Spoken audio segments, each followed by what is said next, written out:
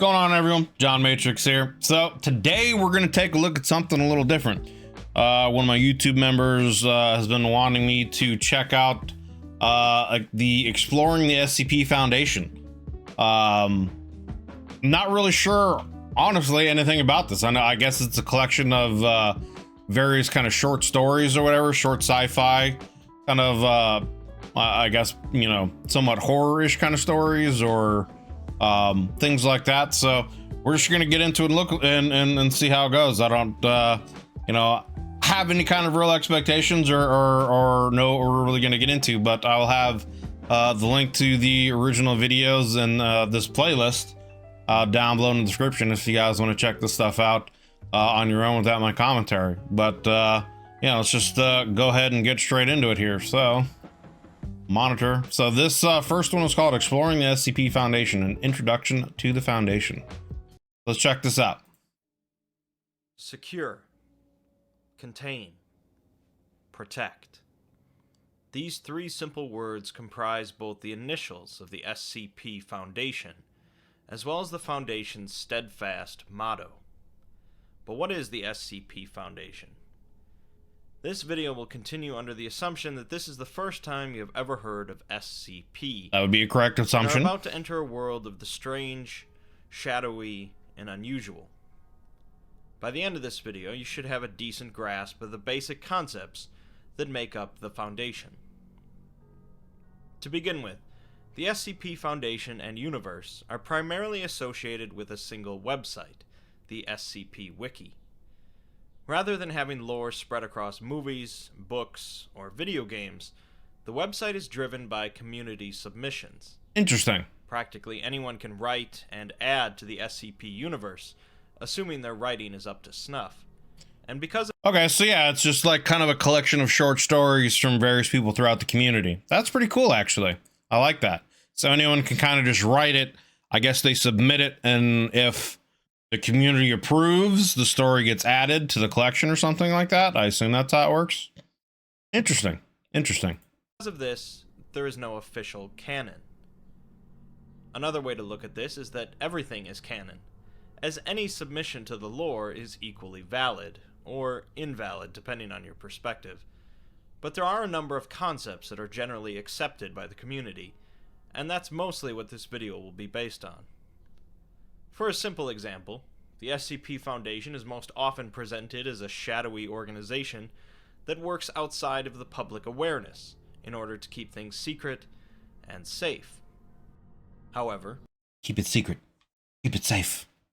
if an author wishes to change this perspective and present the Foundation as a very open and public group, they can do so. Whether or not such a perspective will be accepted by part of the community is a different matter. But overall, canonicity is a fluid and often debated topic within the SCP community. So, as mentioned, the SCP Foundation The fuck is that? is a well-funded and staffed organization that generally works outside of public awareness. It's like a baby Stay Puft Marshmallow Man, you know? It's got the big head with the little tiny body. Eventually it'll just like blow up. And operates with or without the approval or support of local governments. The Foundation Peanut. often recruits the finest scientists, He does actually kind of look like the Peanut Man. The Planner's Peanut guy, just needs a little monocle and a top hat and a little suit. local governments. The Foundation often recruits the finest scientists, researchers, engineers, and military agents that they can find, employing them to perform stressful and generally dangerous tasks. Just wants to love me, These huh? are, of course, related to the Foundation's motto that I mentioned at the start: secure, contain, and protect. Within the universe that the Foundation I don't operates know how you're going to secure, contain, or protect against shit like that. I don't think your assault rifle is going to work against these eldritch gods here, man. Okay, Cthulhu, I don't think he cares about your 5.56 rounds here, brother. contain, and protect. Within the universe that the Foundation operates in, which is most often presented as our own universe, there are a massive number of strange, paranormal, and anomalous things. These things, which bend or break the natural order of things as most people know it, can vary wildly in concept, form, hostility, usefulness, and danger. Without getting into too many details at this point, these anomalous entities can range from immortal killing machines to a six-sided die that occasionally lands on a 7. What? Some can be used to greatly benefit the Foundation, such as pills that can cure any disease, while others continually threaten both the Foundation and all life on Earth. You imagine that you're just playing D&D and all of a sudden you got you're rolling a D6 and it lands on a 7. Like, what happens? Does that literally just implode the universe at that point in time?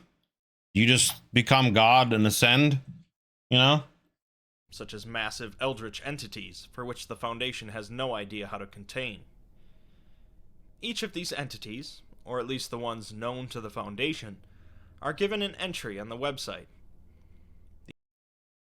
Object class Keter special containment procedures vision 11.6.11.11. Physical interaction allowed at any time. All physical actions must be approved by no less than 2/3 vote from O5 command. Each interaction must undertake in AR2 max security sites after in general non-essential staff. Blah blah blah. 6-side dice only with 7 occasions. There's low level anomaly. The Foundation would still contain it to maintain normalcy. Gotcha. Just kind of skimming through this. Secondary containment, blah blah blah. Shows the fluids and randomly summoning services support. Secondary containment can be fitted with light systems capable of flooding the entire island, sending no less than 80,000 lumens of light instantly with no direct human involvement. But containment areas are terrain under 24-hour surveillance, any corrosion, observation, blah blah blah. Observation one of those, blah blah. Interesting. This just looks like a terrifying little gremlin. These entries, known as Special Containment Procedures, or SCPs, generally follow a similar format and contain information written and cataloged by researchers working for the Foundation. Each SCP is given a number, and at the time of this video there are nearly 4,000 SCPs logged in the system. Next, each SCP is assigned an object class, which is a somewhat broad indicator of how easily an SCP is contained. Okay, so safe class are anomalies that are easily and safely contained. It's often due to the fact that the Foundation has researched well enough, containment, blah, blah, blah. Okay, so safe is just basic stuff that anyone can kind of handle. Listed classes SCPs or anomalies that require more resources to contain completely or where containment isn't always reliable. Usually just because SCP is insufficient understood, blah, blah, blah. Okay. Keter class are anomalies that are extremely difficult to contain consistently or reliably with containment procedures, often being extensive and complex. Foundation often can't contain these SCPs well due to not having any solid understanding of the anomaly or lack the technology to properly contain it. Themio classes are anomalies that the Foundation uses to contain or counteract SCPs or anomalous phenomena. Interesting. The mere existence of Thamiel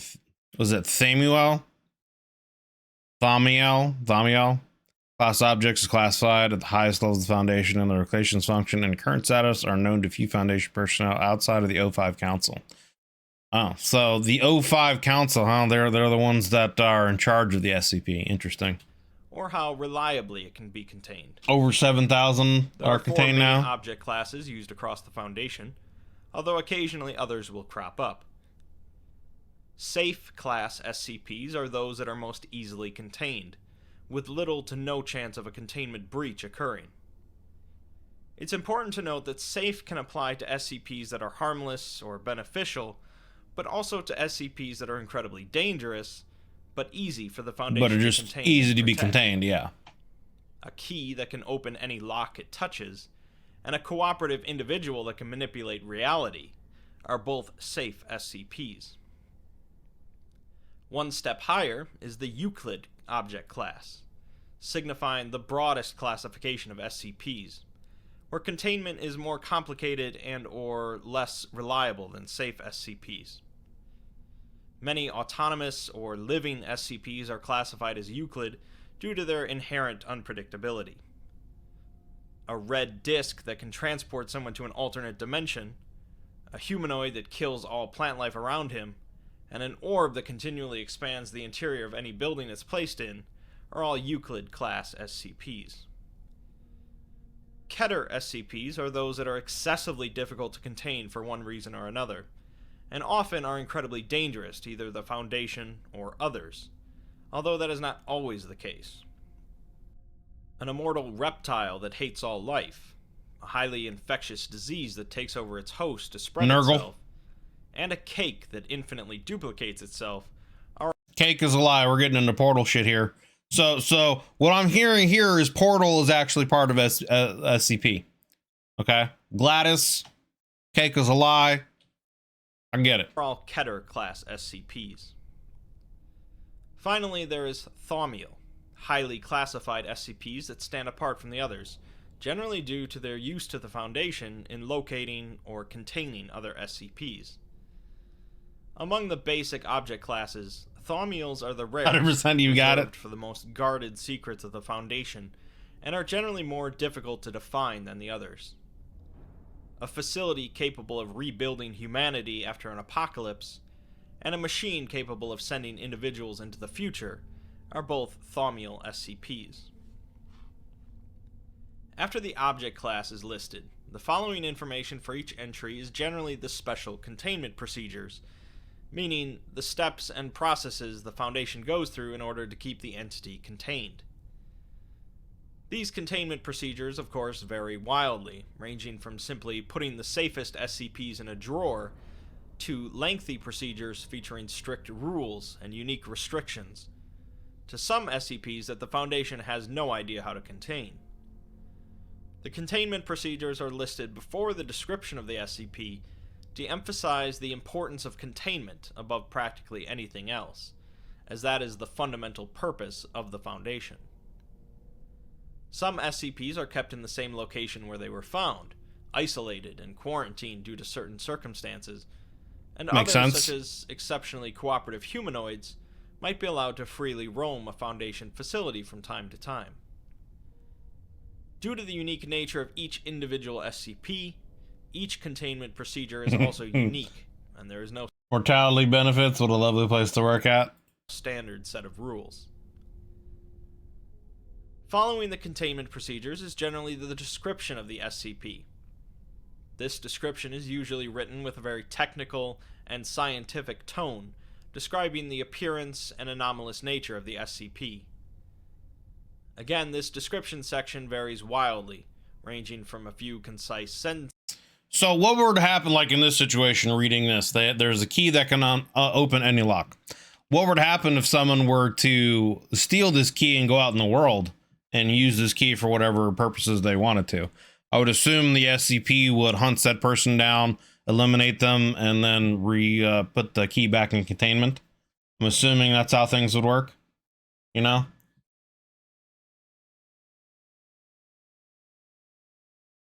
Again, this description section varies wildly, ranging from a few concise sentences to many paragraphs of detailed information.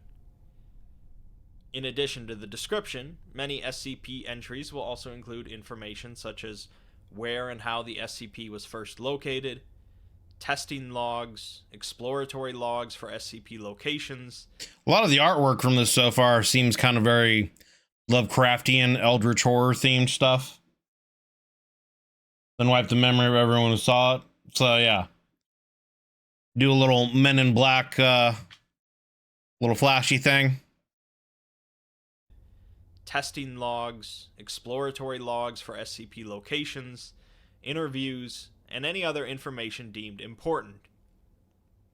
SCPs are often found by members of the general public, causing the Foundation to come in and contain the anomaly and also wipe the memories of witnesses.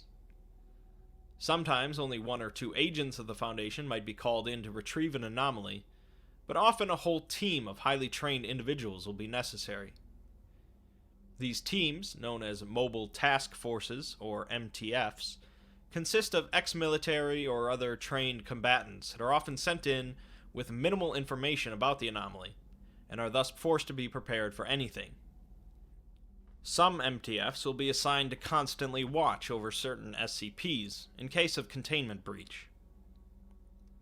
Once the SCP is secured and contained, researchers assigned to the project will often carry out a number of tests and attempt to gather as much data as they can.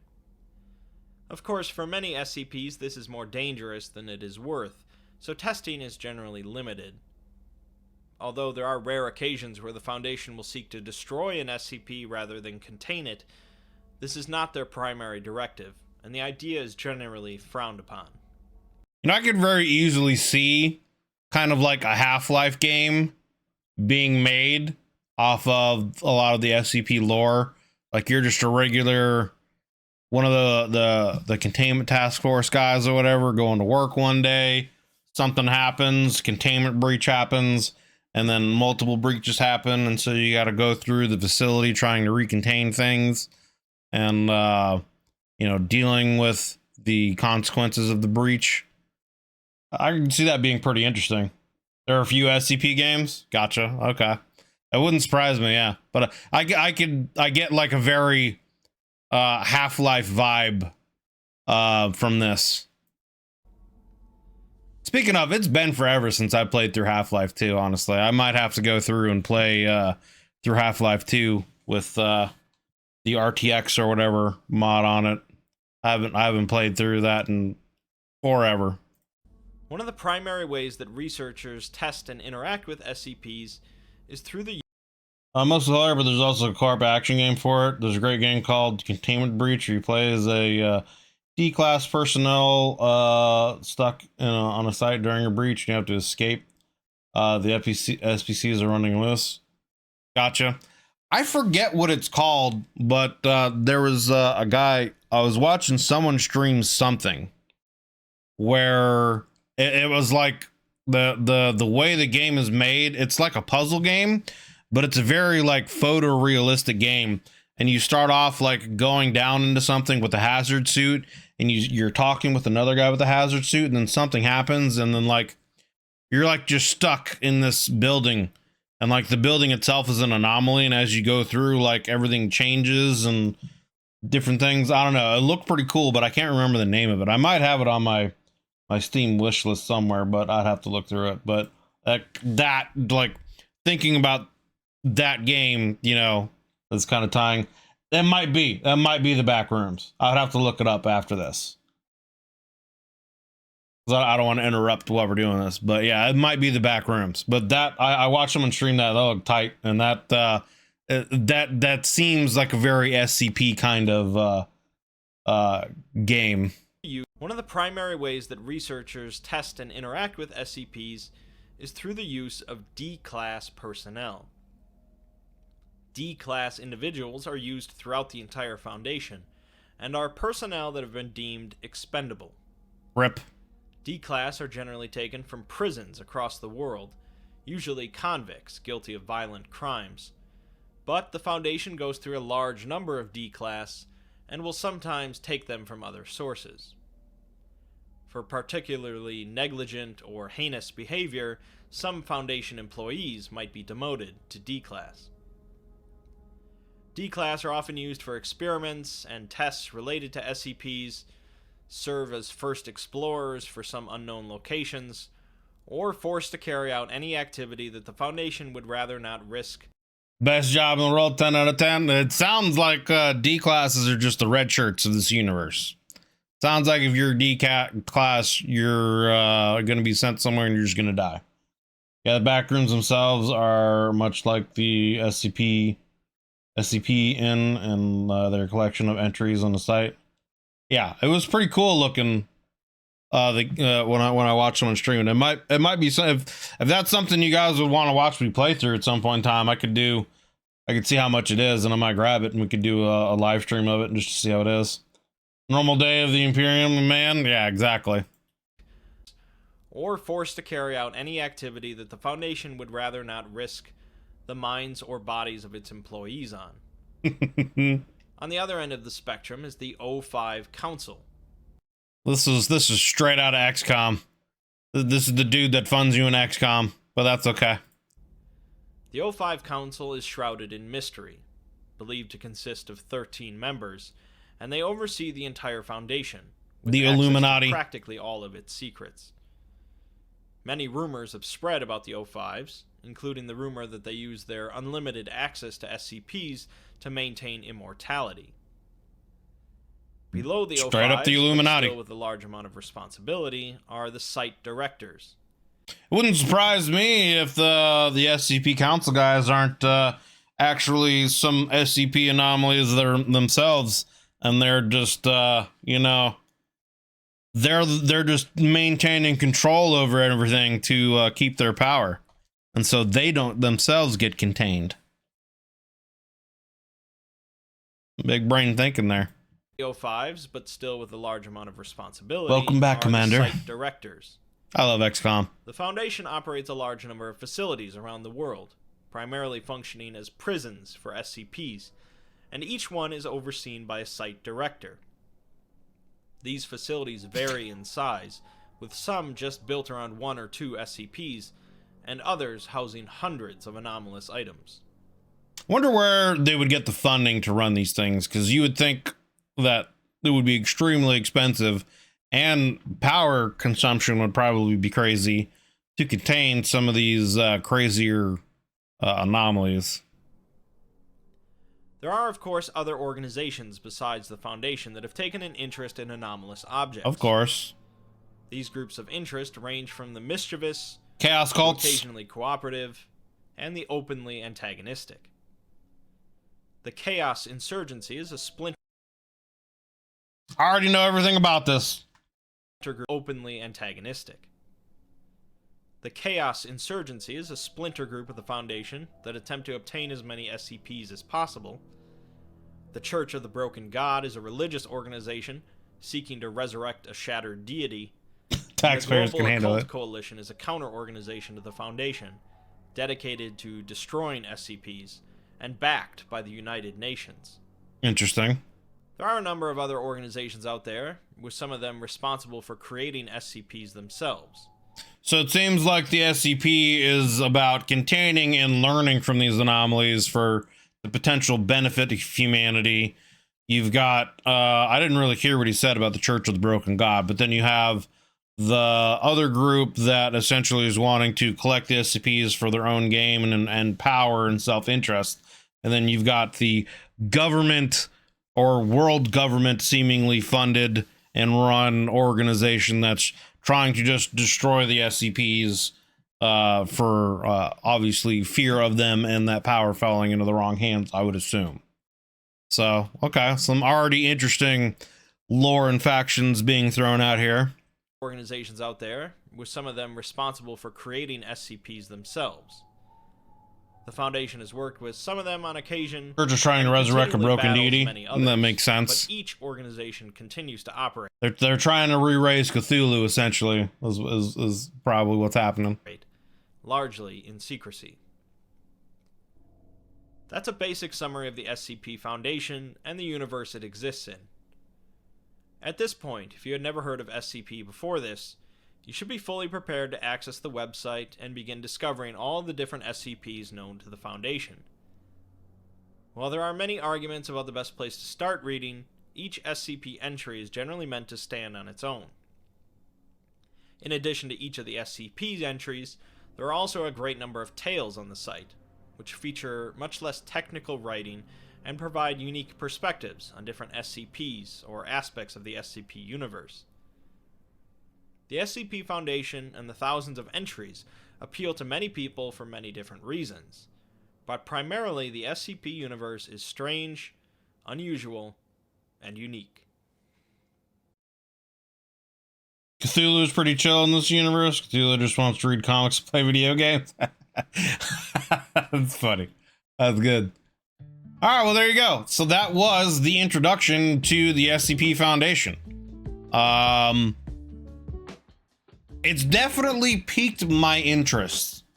You know, I'm very much into sci-fi stuff, and I like the idea that it's kind of just this community-run collection of various, I guess, short stories in this shared universe, and it kind of collectively gets approved by the community as to whether or not, you know, what's official canon, what's not, and I guess what would be considered approved stories or not. But it's definitely piqued my interest, so we're definitely gonna check out some of these videos. Different anomalies of different classes. Some are friendly, some are harmful, some do you know, minor things, like they said, you know, this key that is essentially like a literal skeleton key that can open any lock, versus, you know, these world altering, you know, creatures or things like that that could you know, have no possibility of really ever being contained. And then on top of that, various organizations vying for these SCPs for their own different purposes and views, whether to destroy them, to use them for their own selfish gain and power for whatever reasons, or to just simply learn from them and to, you know, potentially better humanity, it sounds like. So very interesting, very interesting. Definitely looking forward to getting into more reviews. Yeah, it's fun. There are multiple cannons. It depends on how many people you can get behind your submission. Gotcha. Okay, so there we go. So we're definitely gonna check out some more of those. So if you guys like this video, you know, consider leaving a like and a sub, as we might look at getting into doing some more reactions for these SCP Foundation videos. So yeah, I hope you guys enjoyed it. As you can see, I'm doing this reaction live here now currently for a lot of my YouTube members. So if you would like to come and watch these and join into these reactions live, click the join button down below and check out the member benefit tiers and see if any of those have any interest of you. And yeah, thanks for hanging out. Appreciate you guys watching this video with me, and I'll see you guys on the next one.